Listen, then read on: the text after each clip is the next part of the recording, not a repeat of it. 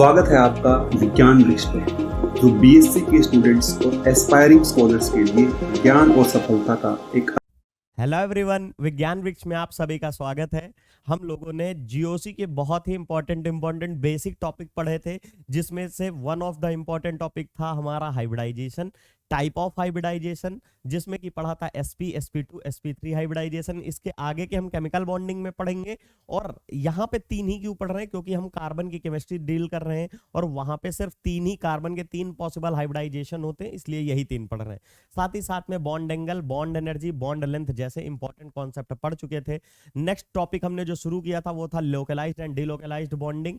वहां पे हमने ऑलरेडी ये डिस्कस कर लिया है, बस अगर वो लेक्चर लंबा हो जाता है इसलिए हम लोगों ने इसको सेकंड पार्ट में बना लिया है कि डिलोकलाइज्ड बॉन्डिंग क्या है। देखिए, अभी हमने जो बेसिक एग्जांपल लिया था वो था इथाइलिन का। इथाइलिन मतलब C2H2 मॉलिक्यूल था, जिसमें px और py के इलेक्ट्रॉन डेंसिटी आपस में मर्ज हो रही थी। उससे ही आपको समझ में आ जाना चाहिए, लेकिन अगर आपको नहीं समझ में आ रहा है तो आज जो हम एग्जांपल लेके आए हैं वो एग्जांपल जो आपके सामने है वो क्या है, 1,3-ब्यूटाडाइन। एग्जांपल का नाम जो है वो है 1,3-ब्यूटाडाइन। यहां पे से आपको बिल्कुल क्लियर पता चलेगा कि कैसे हमारा डिलोकलाइजेशन होता है पाई इलेक्ट्रॉन्स में, ये हम देखेंगे। फॉर फर्दर डिटेल्स जो हमने पीछे वाली क्लास में पढ़ा था उसके आगे का है ये डिलोकलाइजेशन का। देखिए, डिलोकलाइजेशन कुछ नहीं है, सिंपल सी चीज है। जैसे मैंने एक एग्जांपल लिया था और लास्ट क्लास में मैंने जैसे कि आपसे प्रॉमिस किया था कि एक ऐसा एग्जांपल लाएंगे जब आपको बहुत अच्छे से समझ में आएगा। देखिए, होता क्या है लोकलाइज्ड और डिलोकलाइज्ड, और ये भी बोला था कि एनर्जी से भी इसको कोरिलेट कराएंगे। सिंपल सा आप ऐसे समझ लीजिए, लोकलाइज्ड ऐसा होता है, अगर यहां पे हम बात करते हैं लोकलाइज्ड बॉन्ड, और एक है डिलोकलाइज्ड बॉन्ड। दोनों में डिफरेंस अगर देखेंगे तो एक लोकलाइज्ड है, मैं अकेला हूं। अब मैं अगर कॉलेज से अपने एक एग्जांपल जो ले रहा हूं, इससे पहले समझिएगा, तब आप बहुत अच्छे से समझ जाएंगे एनर्जी वगैरह कैसे समझ में आएगी। देखिए, मैं हूं कॉलेज से आ रहा हूं और आप है, कोई भी एक लड़का कॉलेज से वापस आ रहा है, ठीक है। अब उसके पास बहुत सारी ढेर सारी बुक्स उसने लाइब्रेरी से इशू कराई पढ़ने के लिए। मान लीजिए कुछ काफी सारी मोटी मोटी बुक्स, 5 से 6 बुक्स या 10 बुक्स मान लीजिए एक दिन इशू। वैसे ऐसे होती नहीं, 2 या 4 बुक्स होती हैं, लेकिन एक मैं बता रहा हूं, एक मानने का एग्जांपल है, ठीक है। तो 10 बुक्स वो इशू करा के लाया। अब वो 10 बुक्स अगर अकेले वो कैरी करके अपने कॉलेज से अपने घर के लिए अगर जाएगा तो उसको बहुत ज्यादा प्रॉब्लम होने वाली है, क्योंकि आपको पता है एक ही बुक का वेट बहुत ज्यादा है। अब उसने 10 बुक कैरी कर रखी हैं, 10 बुक अगर कैरी कर लेगा तो उनका वेट बहुत ज्यादा होगा और उसको बहुत डिफिकल्टी होगी एक जगह से दूसरी जगह ले जाने में। ऐसा ही होता है, बिल्कुल होगा। लेकिन अगर इसी का दूसरा कॉन्ट्रैरी अगर हम पार्ट देखें कि वही बच्चा है, उतनी ही बुक्स लिया है और उतनी ही डिस्टेंस जाना है, लेकिन वो बुक्स अकेले ना ले, उसके 4 और दोस्त हों। बुक्स कितनी इशू कराई है? 10 कराई है।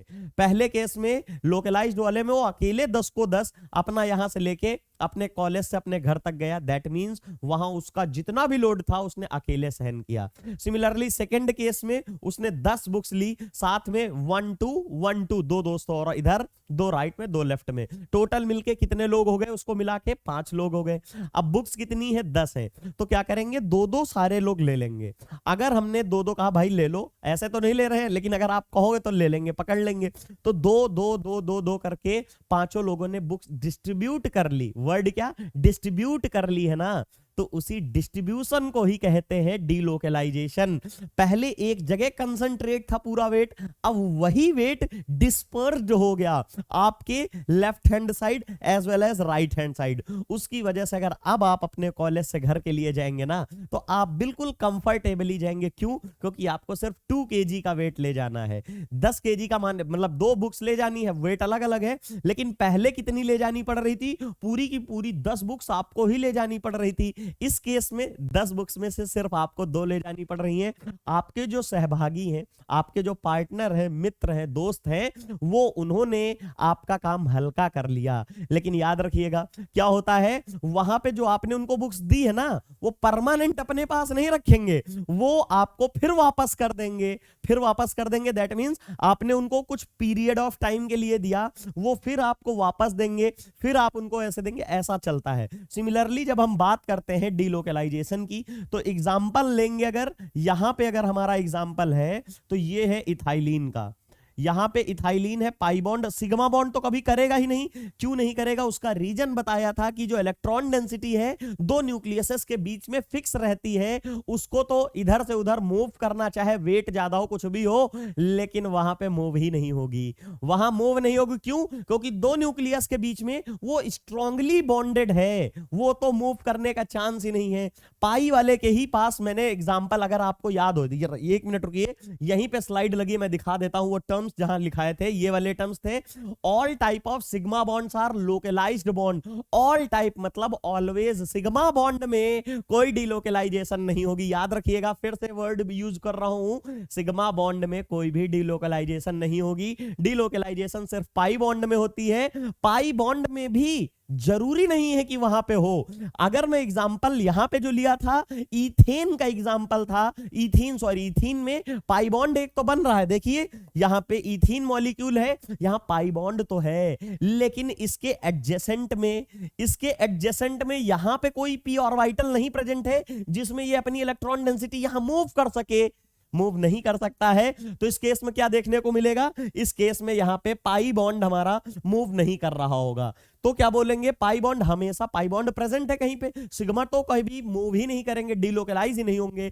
कंडीशन हो गई कि लोकलाइज्ड पाई बॉन्ड जो है वो लोकलाइज्ड भी रह सकता है और डिलोकलाइज्ड रह सकता है। उसके पास तो चांस है, उसके पास दोनों तरफ किधर भी जाने का चांस, लेकिन सिग्मा ऑलवेज लोकलाइज्ड होता है। रीजन आपको पहले भी बताया था, फिर बता दिया है। और फिर क्या बात करते हैं, ये हमारा इथीन का मॉलिक्यूल था, इथीन में एक ये पी ऑर्बिटल, एक ये पी ऑर्बिटल, यहां पे पी और यहां पे पी।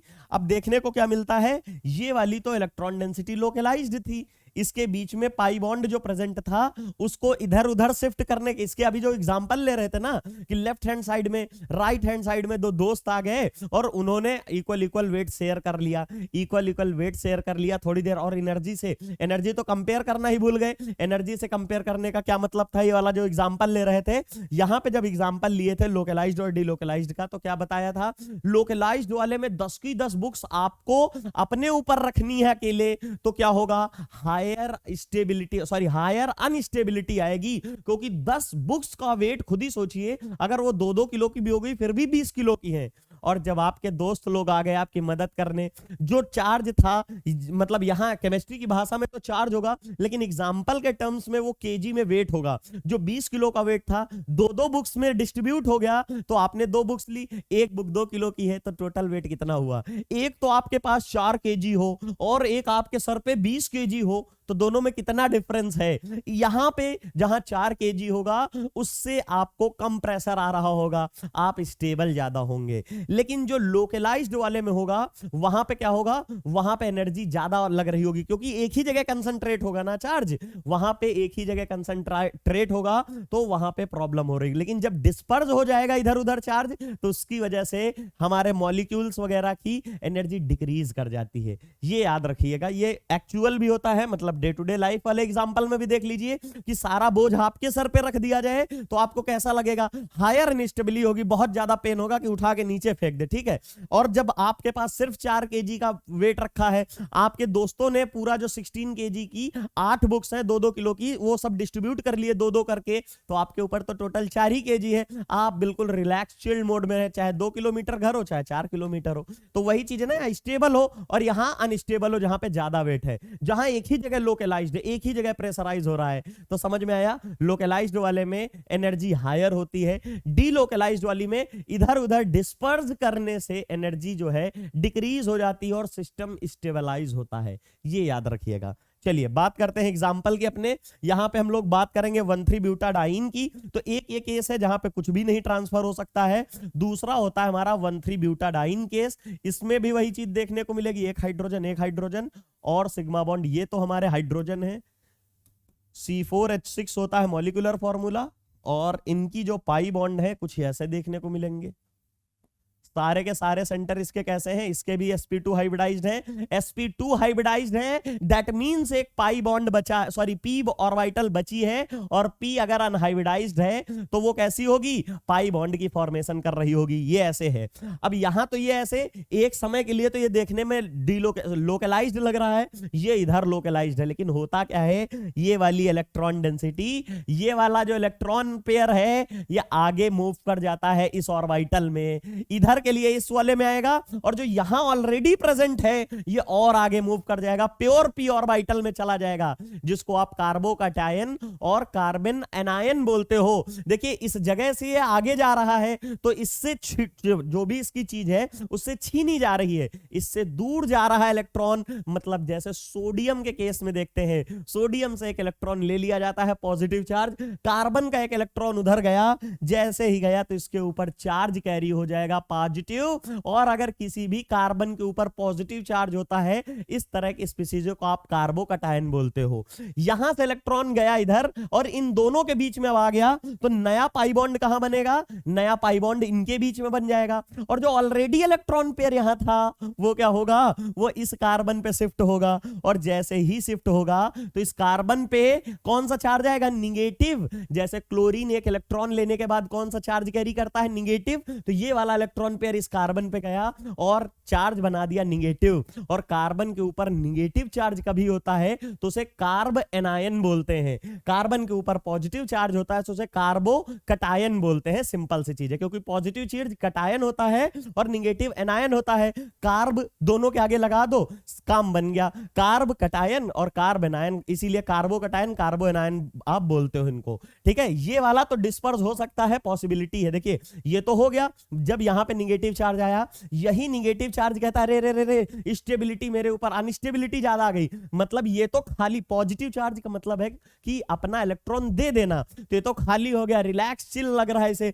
आगे आ गया, यहां पे तो इक्वल इक्वल वेट है, यहां पे क्या है, निगेटिव चार्ज है, यहां पे कंसंट्रेट हो रहा है चार्ज, निगेटिव चार्ज आ रहा है, कहेगा अरे बहुत ज्यादा अनस्टेबिलिटी आ गई भैया, वापस लो इलेक्ट्रॉन वापस हुआ यहां से, और ये वाले जो नए बॉन्ड के इलेक्ट्रॉन यहां आए थे फिर ये वापस यहीं पे आ जाएंगे जहां पहले थे, मतलब एज इट इज, जैसी पहली कंडीशन थी वैसी फिर से रिपीट हो जाएगी।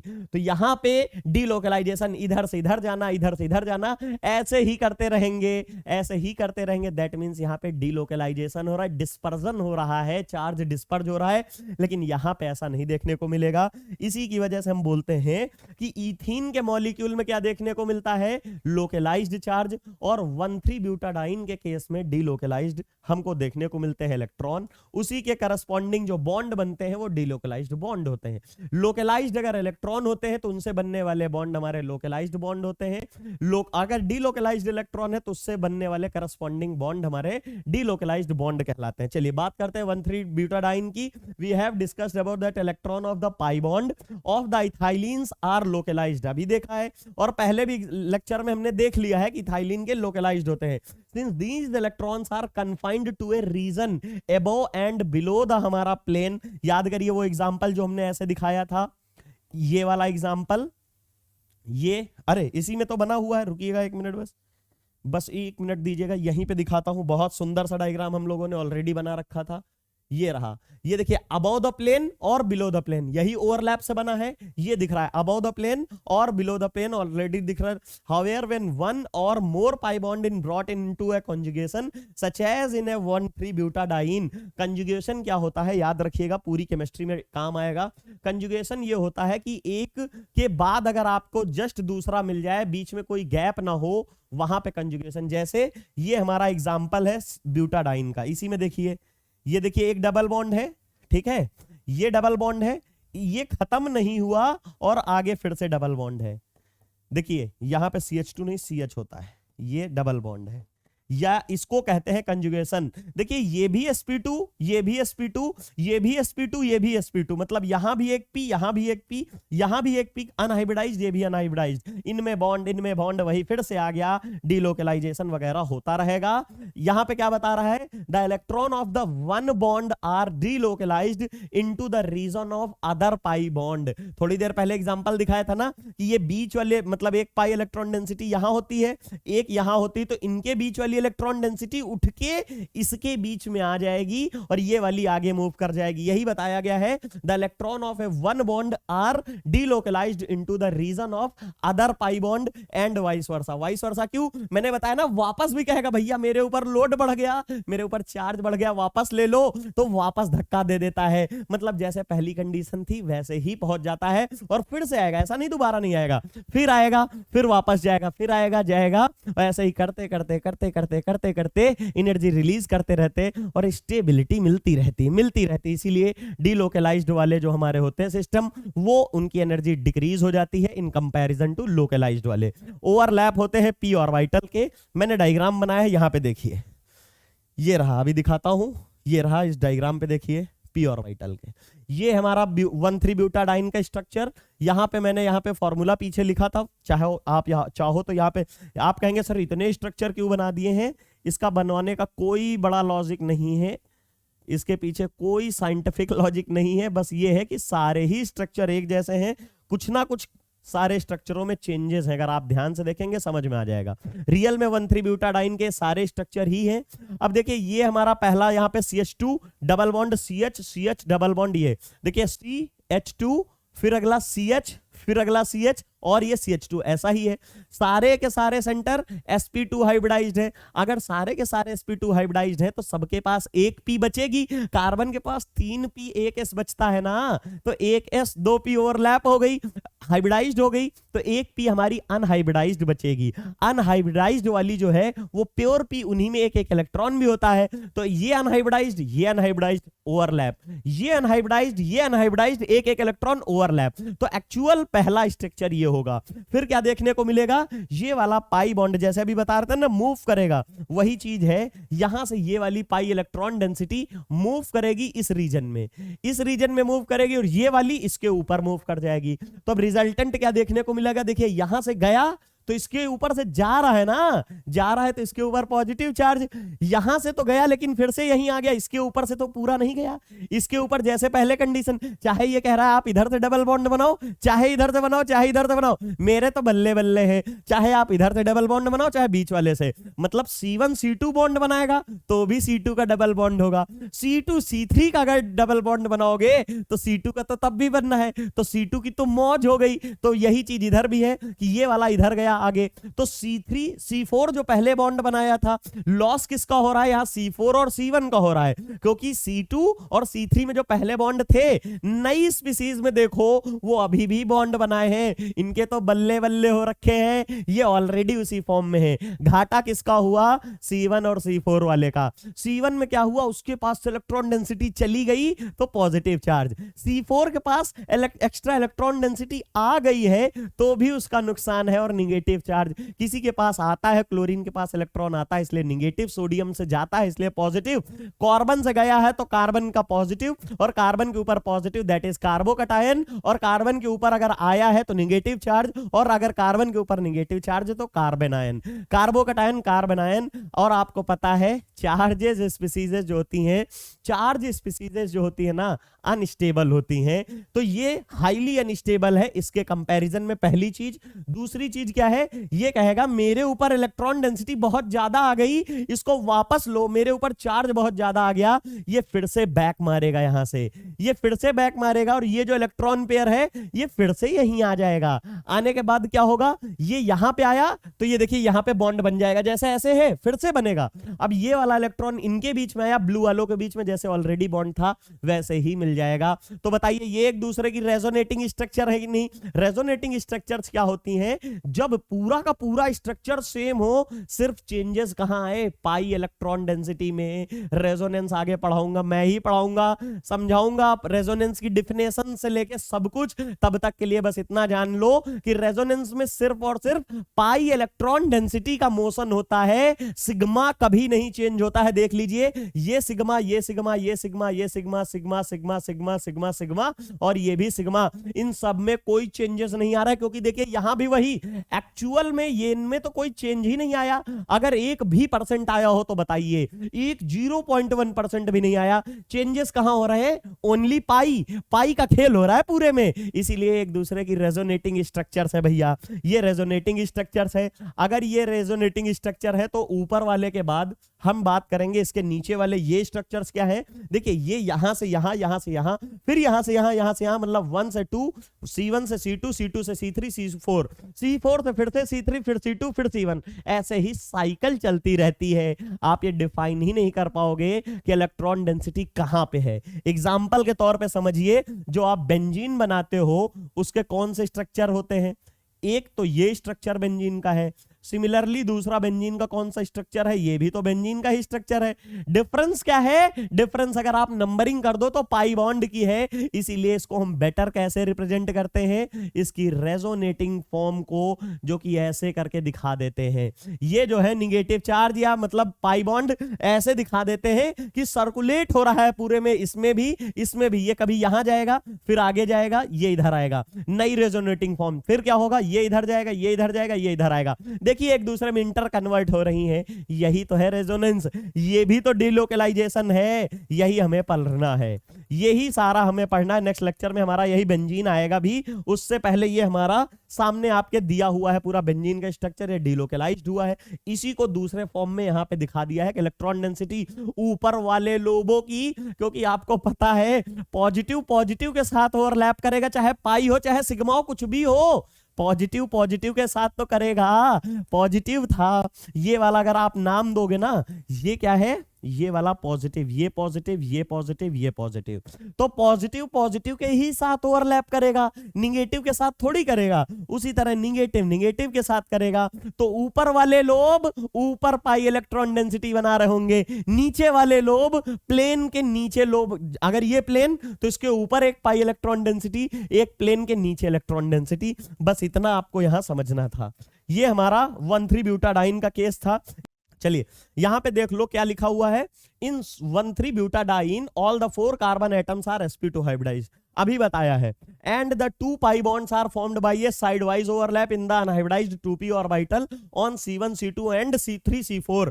मतलब एक तो C1 और C2 के बीच में है, देखिए एक तो C1 और C2 के बीच में है, देखिए C1 और C2 के बीच में पाई बॉन्ड, दूसरा C3 और C4 के बीच में पाई बॉन्ड बनना है। किससे बनना है? Unhybridised p orbital. सबका हाइब्रिडाइजेशन sp2 है, पहले ही बता रखा है।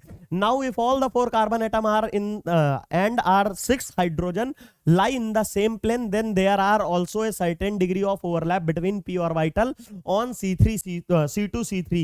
कहने का क्या मतलब है? जब ये सारे हमारे एक प्लेन में, आपको ये टिल्टेड लग रहा होगा। ये टिल्टेड क्यों बनाया जानते हैं? सिर्फ आपके लिए बनाया है कि बेटर अंडरस्टैंडिंग हो। नहीं तो जब हाइड्रोजन आप अगर बनाने जाते ना, आप एक लाइन में बना के देखिए, फिर उसके बाद हाइड्रोजन कहां रिप्रेजेंट करेंगे आप खुद देख लीजिए। ये इधर के साइड वाले तो हाइड्रोजन हम रिप्रेजेंट कर लेंगे।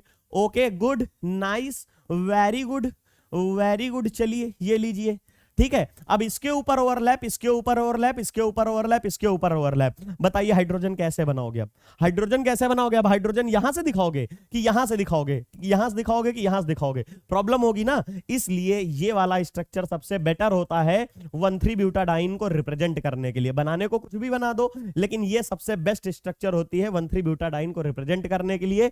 ये हमने ऑलरेडी बना रखी है। तो C1 C2 में तो पाई इलेक्ट्रॉन डेंसिटी होती ही है, और वही जो है ये मूव करती है C3 में। ओवरलैपिंग वही चीज यहां पे लिख दी गई है कि जो ओवरलैपिंग वाली देखने को मिलती है, यहां पे मूव भी करती रहती है। C2 और C3 के बीच में भी आएगी, और जैसे ही आएगी 10 the pi electron can move to a limited extent overall the 4 carbon atom. इसीलिए C1 C2 C3 C4 सब में मूव करता रहेगा, मूव करता रहेगा। तो उसी को हम कहते हैं डिलोकलाइजेशन या डिस्पर्जन, उसको बोल देते हैं। In other words the pi electron of the 1,3-ब्यूटाडाइन आर समवॉट डिलोकलाइज्ड। और कैसे है ये हमने ऑलरेडी डायग्राम में आपको दिखा दिया है यहाँ पे। चलिए इसके बाद बात करते हैं as a result of a delocalisation, result से हमें मिला क्या? डीलोकलाइजेशन होने से जहां पे pi electron are attracted by the 4 carbon atom. याद रखिएगा जो हमारे पाई इलेक्ट्रॉन है वो जनरली क्या होता है, सिग्मा बॉन्ड बनता है। तो एक ये कार्बन इनके बीच के सिग्मा बॉन्ड है, तो कितने एटम से बॉन्ड बना रहा है? 2 और एटम के बीच में बॉन्ड है, तो इनकी इलेक्ट्रॉन अट्रैक्ट किए जाएंगे, इलेक्ट्रॉन 2 एटम्स के बीच में ही होंगे। लेकिन जो पाई बॉन्ड के डीलोकलाइजेशन हो रहा है उसकी वजह से वो कितने एटम पे जा रहा है? ध्यान से देखिए, यहां पे 1 2 3 4, यही वाले तो यहां तक पूरा घूम रहे हैं, ये डांस कर रहे हैं ना इधर से उधर। इसी की वजह से ये 2 नहीं 4 एटम के बीच में मूव करते रहते हैं। As a result of a delocalization each pair of a pi electron is attracted by a 4 rather than 2 carbon. Simple सी चीज है, होना 2 को चाहिए लेकिन 4 के बीच में कर रहे होंगे। And hence the pi bond of a butadiene are delocalised bond. इसीलिए हम लोग उसको क्या कहते हैं? डीलोकलाइज्ड कहते हैं। डिस्पर्स्ड बॉन्ड होता है क्योंकि एक जगह से दूसरी जगह मूव करता है। चलिए बात करते हैं on the other hand in isolated diene such as 1,4 pentadiene. अगर एग्जांपल देखोगे 1 2 3 4 5, तो डबल बॉन्ड कहां पे है? देखिए ये हमने इधर बना रखा है, इसमें देखिए ये हमारा 1, ये है 2, ये है 3, ये है 4, ये है 5। देखिए 1 पोजीशन पे डबल बॉन्ड है, फिर यहाँ 4 पोजीशन पे डबल बॉन्ड है। आईयूपीएससी में इतना तो सीख के ही आए होगे ना, इतना तो सीख के आए होगे कि इधर हम नेमिंग कैसे करते हैं, जिधर से डबल बॉन्ड सबसे कम प्रायोरिटी में हो तो यहाँ पे 1 और 4 यही है, चाहे इधर से लो इधर से लो, दोनों में एक ही नाम आएगा 1,4। ये जो है हमारा पेंटेन आ जाएगा। 1,4 पेंटेन का नाम क्या है? यहाँ पे 1,4 पेंटाडाइन हो जाएगा क्योंकि 2 एल्कीन है। अब आइसोलेटेड क्यों है याद करिए, देखिए इसके बीच में यहां गैप आ गया। ये वाला सेंटर कैसा है? ये sp3 हाइब्रिडाइज्ड है। क्यों है? क्योंकि देखिए 1 sigma bond, 2 sigma bond, 3 sigma bond, 4 sigma bond. और अगर आपको याद होगा जब हाइब्रिडाइजेशन पढ़ा रहा था तो चिल्ला चिल्ला के बताया था, 2 टर्म बताए थे, 2 क्या कि sigma bond are always formed by hybridised orbital. चाहे ये कह लो कि hybridised orbital always form sigma bond. क्या कह दिया सर? फिर से सुन लो, 2 स्टेटमेंट है, दोनों एक दूसरे की कॉम्प्लीमेंट्री हैं, या कह लीजिए दोनों एक ही हैं। क्या है? Hybridised orbital always form sigma bond.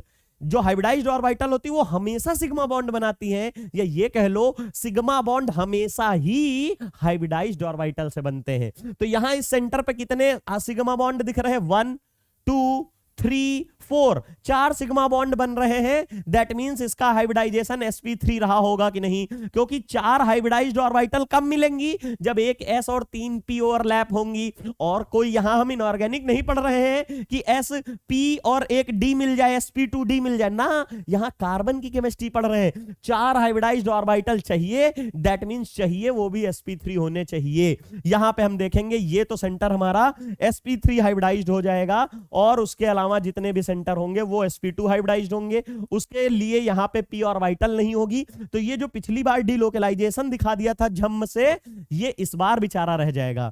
ये वाले जो इलेक्ट्रॉन थे, ये इसकी इलेक्ट्रॉन डेंसिटी तो मूव की थी इस वाले पे, लेकिन इस बार p ऑर्बिटल ही नहीं है, और p ऑर्बिटल नहीं है तो डोनेट कहां करोगे?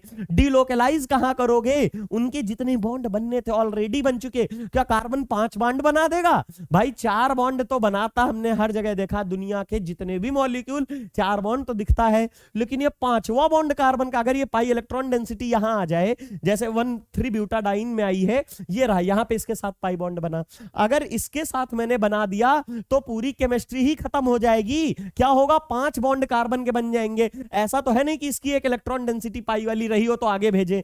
यहां तो सारे सिग्मा हैं, 4 तो सिग्मा पहले ही है, 5वां आप यहां भेजे दे रहे हो। अगर यहां पे बॉन्ड बना दोगे 5 बॉन्ड, कार्बन की केमिस्ट्री बदल जाएगी। दैट मींस सिंपल से वर्ड्स में समझिए, दैट मींस यहां पे सिंपल वर्ड में क्या बोल सकते हैं कि जब भी हम बात करते हैं कॉन्जुगेटेड डाइन्स की, कॉन्जुगेटेड एल्कीन्स की या एल्काइंस की, तो इनमें तो डीलोकलाइजेशन होगा, लेकिन जब आइसोलेटेड होंगे, आइसोलेटेड कैसे हैं? देखिए इनके बीच में डीलोकलाइजेशन नहीं है, ये कार्बन आ गया ना बीच में, तो ये वाली अलग, ये अलग, इनमें कोई रिश्ता नहीं है, ये कोई रिश्ते नहीं है इनके बीच में, जिसकी वजह से यहां डीलोकलाइजेशन नहीं देखने को मिला। ईथीन में नहीं देखने को मिला क्योंकि बगल में पी ही नहीं था, वही रीजन यहां है भैया, यहां भी पी नहीं है, पी नहीं है तो डीलोकलाइजेशन कैसा, डीलोकलाइजेशन नहीं होगा, इसीलिए ये हमारा लोकलाइज्ड हो जाएगा। देखने में तो लग रहा है यहाँ पाई बॉन्ड है, इधर आ जाएगा, लेकिन आएगा कैसे, पी ऑर्बिटल ही नहीं है, पी ऑर्बिटल नहीं तो डीलोकलाइजेशन नहीं होगा, यही हमें बताना था। स्ट्रक्चर रख दिया है यहां पे आपको बताया गया है there are a no delocalisation, hence pi bonds are, ये यहां पे टी नहीं है पाई है, पाई बॉन्ड्स आर लोकलाइज्ड और पाई इलेक्ट्रॉन, ये लिख लीजिए, ठीक है। पाई बॉन्ड होगा यहाँ पे, टी नहीं है पाई बॉन्ड है। तो समझ गए होंगे लोकलाइज्ड और डीलोकलाइज्ड बॉन्ड का। इससे पहले भी हम लोग इसी लेक्चर में डिस्कस कर चुके सारी चीजें, ये वाला डायग्राम वगैरह सब कुछ देख चुके थे। आज के लेक्चर में भी देख लिए डीलोकलाइज्ड लोकलाइज्ड बॉन्ड क्या होता है। मिलते हैं नेक्स्ट लेक्चर में बेंजीन जैसे टॉपिक के साथ। तो और तब तक के लिए आप फिर से एक बार समझ लीजिए, कुछ नहीं है, लोकलाइज्ड मतलब जो भी इलेक्ट्रॉन डेंसिटी कहीं ना जा पाए, एक ही जगह फिक्स रहे, दो एटम के बीच में रहे, बात खत्म। और पाई वाली दो से ज्यादा के बीच में मूव करेगी, ट्रैवल करेगी इधर से उधर, वो हो जाएगी हमारी डीलोकलाइज्ड, सारी बात खत्म। मिलते हैं नेक्स्ट लेक्चर में, थैंक यू सो मच।